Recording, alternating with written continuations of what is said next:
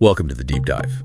Today, we're distilling the core strategies from research on really effective team-building sessions, our mission, to figure out how these specific methods turn those, soft skills into actual measurable business outcomes for you. And that link to the financials, that's absolutely key, isn't it, for the kind of challenges you face? I mean, in any big organization, miscommunication, it's seen as this really profound, costly error, especially in fast teams. And these sources, they really stress that the sessions they're looking at, they aren't about like abstract bonding. No, they're focused on delivering practical, immediate improvements, things that directly impact efficiency, the bottom line.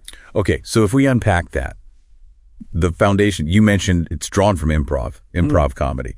Seems a bit counterintuitive maybe, but the sources insist there are these two sort of foundational pillars from the stage that are desperately needed in the office. What are they again? Listening and trust, right? Exactly. Radical listening and unbreakable trust.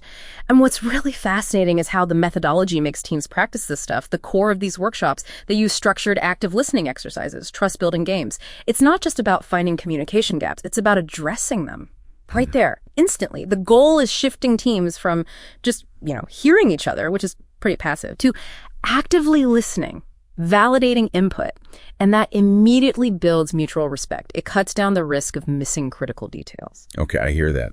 But, I have to ask, especially thinking about maybe more cynical senior staff, improv often uses these like high energy games. How did the sources tackle that inevitable pushback? The feeling that it might be forced or cheesy? Because if we want to talk engagement, we have to talk about that yes and dynamic, right? Right. That's a really important point because, facilitators have to head off that feeling of inauthenticity.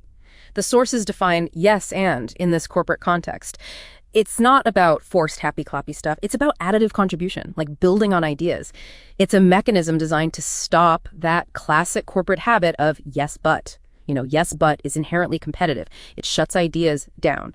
So when teams are actually trained to build on input, the evidence shows they stop having those endless circular meetings. And that is where you start seeing the measurable return. Exactly. That structural shift translates straight into, financial benefits. We're talking fewer errors because people actually heard and validated the input, fewer miscommunications because they're actively building together, streamlined workflows. It just creates a more productive, less stressful environment pretty much right away. And that connects to this really compelling side benefit the researchers found, which is a natural improvement in social skills.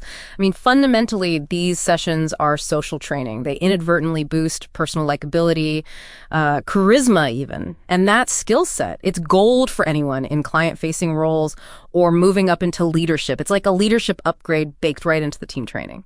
Okay, switching gears a bit to logistics.